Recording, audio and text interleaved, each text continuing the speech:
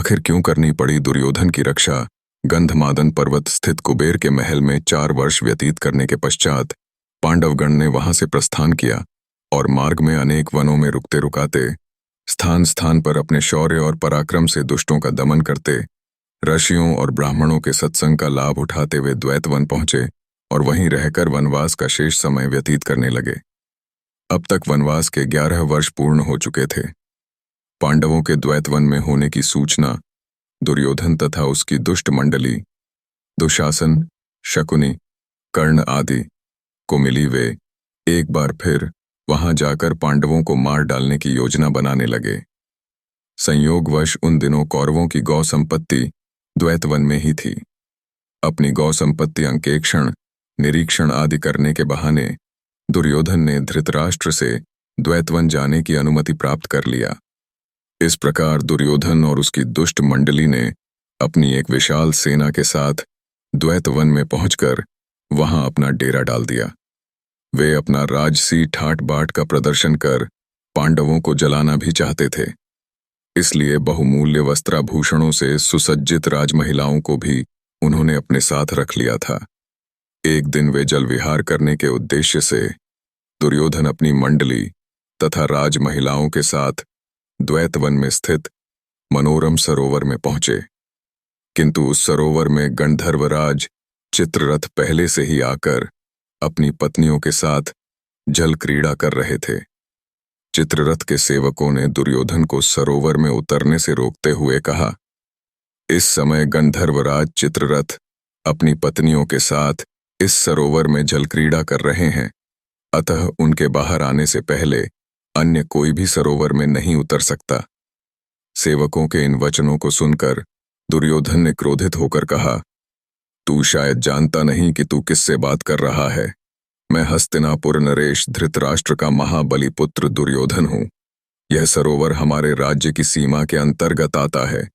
तू जाकर चित्ररथ से कह दे कि इस राज्य का युवराज यहाँ जल विहार करने आया है और तुम्हें इस सरोवर से बाहर निकलने की आज्ञा दी है। दुर्योधन के दर्पयुक्त संदेश को सुनकर गंधर्वराज चित्ररथ के क्रोध का पारावार न रहा और उसने दुर्योधन तथा उसकी मंडली के साथ युद्ध आरंभ कर दिया। दुर्योधन के साथी और सेना कुछ समय तक तो युद्ध करते रहे, किंतु चित्ररथ को अधिक बलवान पाकर वे सभी दुर्योधन एवं राजमहिलाओं को वहीं छोड़कर भाग खड़े हुए।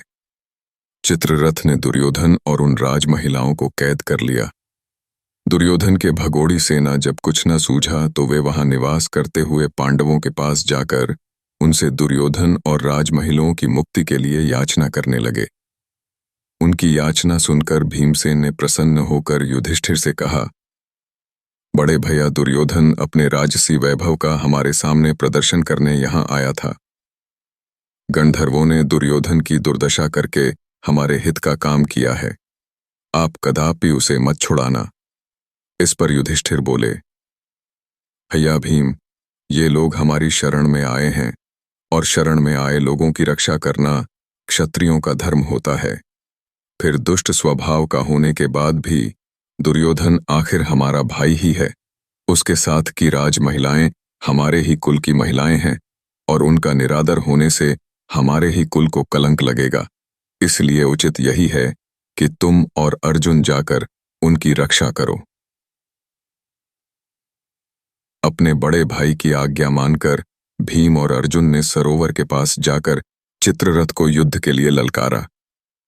उनकी ललकार सुनकर चित्ररथ क्रोधित होने के बजाय मुस्कुराते हुए अर्जुन के पास आए और बोले, हे पार्थ, मैं तो तुम्हारा सखा ही हूं।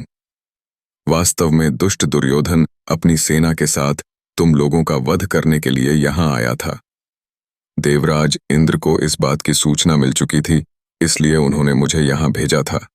हे सखा, नीति कहती है कि ऐसे दुष्टों को कभी क्षमा नहीं करना चाहिए, किंतु अपने बड़े भ्राता की आज्ञा मानकर यदि तुम दुर्योधन को छुड़ाना ही चाहते हो तो लो, मैं इसे तथा आप इसके साथ की राजमहिलाओं को अभी छोड़ देता हूं।